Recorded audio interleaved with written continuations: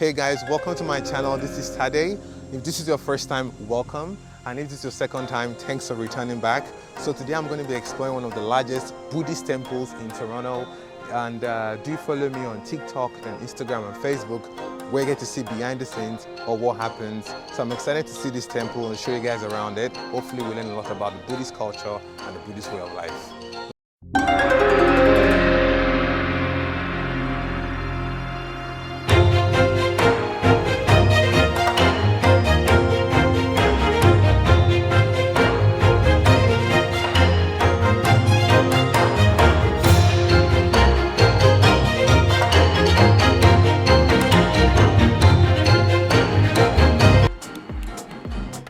Hey guys, so today we're exploring the Sham Shan Temple. It was founded in 1973 by the Buddhist Association of Canada. Its present location was donated by devotees of Master Tan Shu in memory of the Sham Shan Temple established by the Master himself, Tan Shu, in China. Its aim is to reach out to the public and become one of the first Buddhist institutions featuring traditional Chinese architecture in a Western country. Provided a sanctuary for Chinese Canadians to learn Buddhism and cultivate towards enlightenment. The temple stands out as one of the earliest Buddhist organizations to spread Buddhism in Toronto. Over the years, it has become one of the most important places of worship for devotees in Toronto. On special festive occasions such as the Chinese New Year, thousands of visitors come to the temple to offer homage to the Buddha and to attend services for peace and blessing. Basically, its aim is divided into three: to establish and develop an education center to promote Chinese culture and propagate Buddhist virtues of loving kindness and compassion, uphold monastic standards, nurture monks and nuns in the promulgation of Buddhism, and construct the 4 great sacred Buddhist gardens in Canada to provide amiable places for cultivation, to purify the mind and bring about social harmony.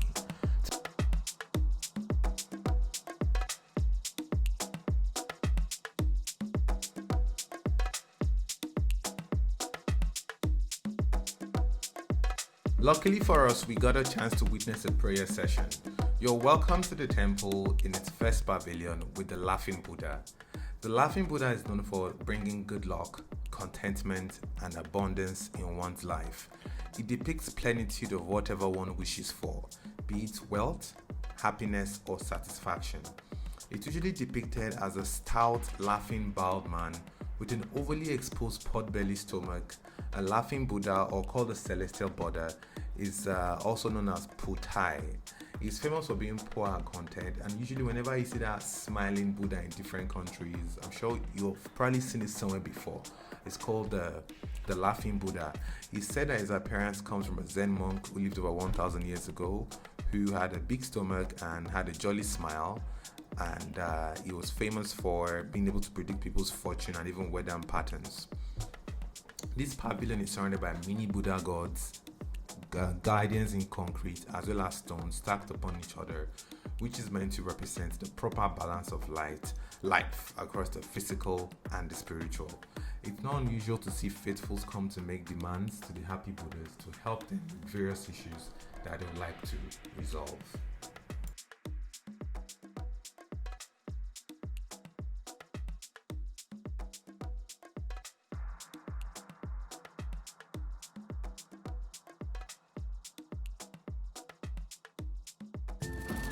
The second part of the temple is the main pavilion itself.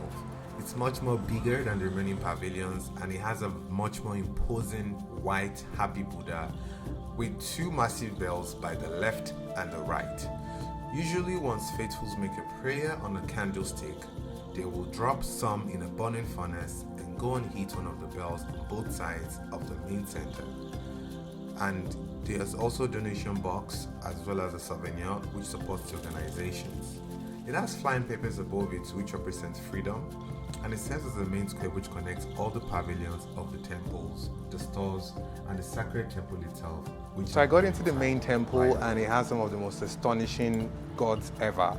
However, we're not allowed to take cameras inside, and we have to respect that fact because fundamentally it's a temple of worship, but definitely it impresses massively. from the gold statues to the temple worshipper, to the temple people who maintain the temples. It's a beautiful sight to behold. It felt like I was in Myanmar in Toronto.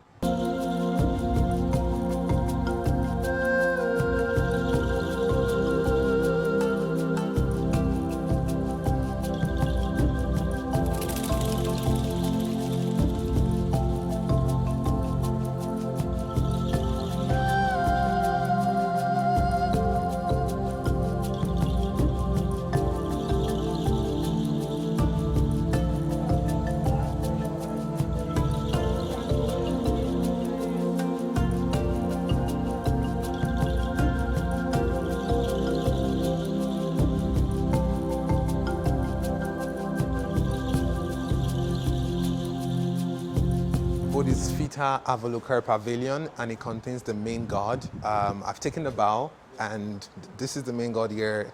You can see the sacrifices and the candle lights, and also the drums as well. So do not beat this drum. You're not allowed to. Just have a view and go. That's it. And it also contains a donation box where people usually make donations to worship and preserve the Buddhist way of life.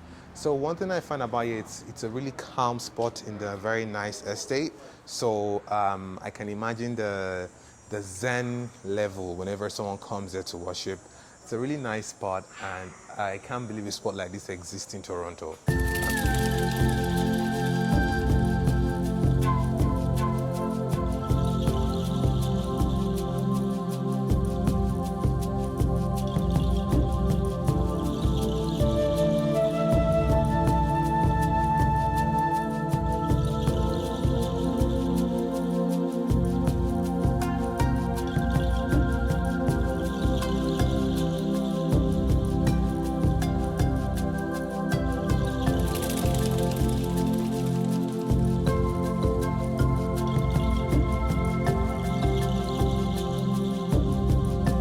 So this area is the 6th pavilion, and it contains the Patriarchs Memorial Pavilion, contains the 8 different gods that are represented in the Buddhist temple, which is the Nantimitolo, Ajita, Sivaka, Bhadra, Angaja, Vajraputra, Nakula, Kanaka Bashrava, and Kuda Pantaka.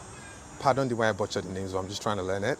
And each gods have different meanings, and it means something very different in the Buddhist temple, in the Buddhist religion.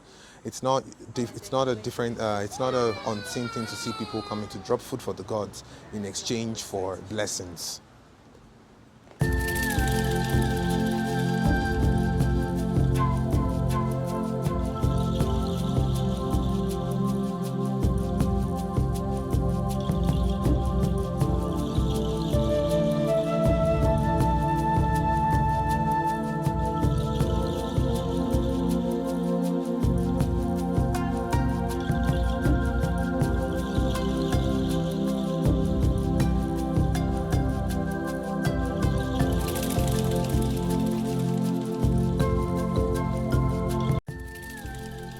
The final part of the temple was having access to the shops as well as the stores, where I was able to view old Chinese scrolls, Chinese artifacts centered around the Buddhist theme, and also tried out the moon cake as well.